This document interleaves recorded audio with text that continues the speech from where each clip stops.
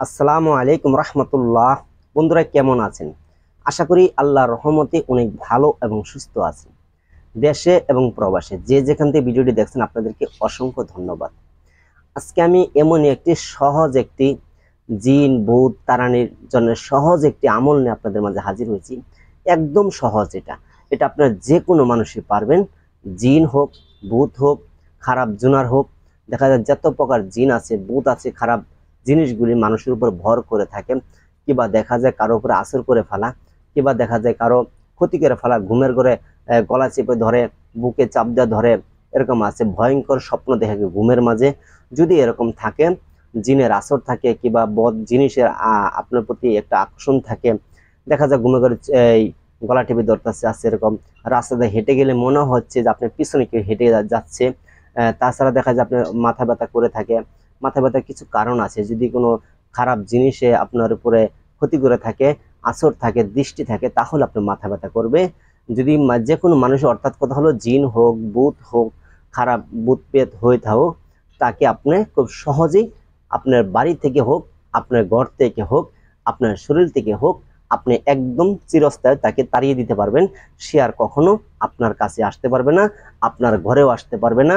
এর জন্য আপনি বিভিন্ন চিকিৎসা করেছেন, তাবিজ দিয়েছেন, জারফুক করেছেন, দেখা যাচ্ছে জিন হোক, ভূত পেত হোক, যাচ্ছে না, এটা বেশি আরো আক্রমণ করতেছে।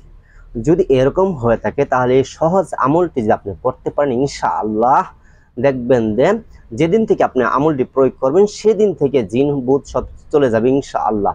শুধু আল্লাহর প্রতি বিশ্বাস রেখে আপনার এই কাজটি করবেন। এটি কবিরাজে করতে পারবেন, যে কোনো মানুষই করতে পারবেন ইনশাআল্লাহ। যাই হোক বন্ধু, আজকে এমনই একটি সহজ একটি আমল নিয়ে হাজির হয়েছি। আর আপনি যদি আমার চ্যানেলে নতুন হয়ে থাকেন, একদম নতুন, তাহলে একটু কষ্ট করে চ্যানেলটিকে সাবস্ক্রাইব করে দেন, লাইক করে দেন, শেয়ার করিয়ে দেন। কারণ আপনাদের ভালোর জন্য, আমি ভালো সুস্থ থাকার জন্য আমি ভিডিও আপলোড করে থাকি। ইনশাআল্লাহ আরো সুন্দর সুন্দর ভিডিও আছে, আমি দিব। তো যাই হোক, এখন আপনি কিভাবে করবেন এটা? যদি কাউকে জিন ভূতে আসর করে থাকে, এটি কিভাবে আপনি তাড়াবেন, আমলটা কি বিস্তারিত। আর এটির জন্য আপনার মসজিদ ঘরের মাটি আপনার সংগ্রহ করতে হবে। মসজিদ ঘরের মাটি। এখন অনেকে বলতে পারেন যে আসলে মসজিদ ঘর তো বিল্ডিং করা থাকে, পাকা করা থাকে, তা আমি মাটি কোথা থেকে পাবো? এটা কিন্তু আসলে গুরুত্বপূর্ণ প্রশ্ন। যে দেখবেন যে কোথায় নতুন মসজিদ উদ্বোধন হইতেছে, নতুন মসজিদ তৈরি করতেছে, কিংবা মসজিদের কাজ নতুন করে আবার শুরু করতেছে, এরকম যে মসজিদের কাজ করে থাকে, যেখানে পুরো মসজিদ ছিল, কিংবা ভেঙে নতুন করতেছে, কিংবা মসজিদ করতেছে ফ্লোরটা ঢালাই করে নাই, এরকম মসজিদে আপনার মাটি সংগ্রহ করতে হবে। সেই মসজিদের থেকে আপনার হাতের মুঠে 1 মুঠ মাটি আনবেন। মাটিটা আনা আগে দিয়ে আপনি অজু করে সেখানে যেতে হবে মাটি আনার জন্য। অজু করার পরে আপনি মাটিটা আনতে যাবেন, হাতের মুঠে 1 মুঠ মাটি আপনি নিয়ে বাসায় আসবেন। বাসায় আসার পরে কি করবেন? 2 রাকাত নফল নামাজ আদায় করিবেন। করার পরে জায়নামাজে বসে মাটিটা একটি পাত্র নেবেন। আপনি মাটিটা একটি পাত্র কিংবা কাগজে নিতে পারেন। নেওয়ার পরে কি করবেন? দুরুদে ইব্রাহিম 11 বার পাঠ করবেন। দুরুদে ইব্রাহিম 11 বার পাঠ করবেন।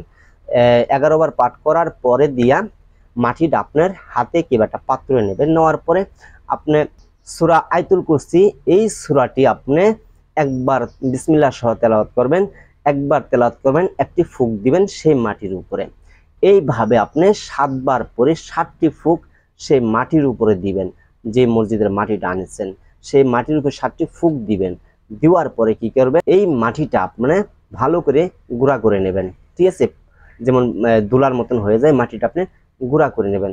গুঁড়া করার পরে কি করবেন? এই মাটিটা ধারা আপনি যে ঘরে থাকবেন সেই ঘরে সেই মাটিটা বিসমিল্লাহ বলে মাটিটা সারা ঘরে ছিটিয়ে দিবেন। আর আপনি যেই ঘরে ঘুমাবেন সেই ঘরের বিছানার নিচে চাদরের নিচ দিয়ে সেই মাটিটা ছিটিয়ে দিবেন, সারা ঘরে ছিটিয়ে দিবেন। এইভাবে আপনি করবেন। আর লাইট অফ করার সময় বলবেন বিসমিল্লাহ, এবং দরজা লাগানোর সময় বলবেন বিসমিল্লাহ।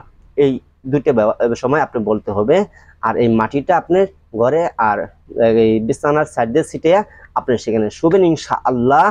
আল্লাহ যদি চায়, আল্লাহর প্রতি বিশ্বাস রেখে করবেন, ইনশাআল্লাহ আপনারা 100% সফলতা হবেন। জিন ভূত যাই হোক সব দূরে চলে যাবে ইনশাআল্লাহ। বন্ধু আরেকটি কথা বলি, যে আমার অনেক বন্ধুরা বলে যে আপনি ফেসবুক পেজ খুলেন। আমি একটা ফেসবুক পেজ খুলেছি, তা আপনারা ওইটা ফলো করবেন। আর অবশ্যই আপনার বন্ধু বান্ধবদেরকে শেয়ার করিয়ে দিবেন। নতুন খুলেছি আপনাদের ভালোবাসায়, সেটাও ইনশাআল্লাহ অনেক ট্রেন্ড হয়ে যাবে গা। আল্লাহ যদি চায় আপনারা দোয়া করবেন, আপনাদের দোয়া চাই, আপনাদের ভালোবাসা চাই। সকলেই সাপোর্ট দিবেন, ফেসবুক পেজটা ফলো করবেন। তো আজকে আমাদের ভিডিওটা এ পর্যন্তই। যদি ভালো লাগে লাইক করবেন, শেয়ার করবেন। ভালো থাকেন, আল্লাহ হাফেজ।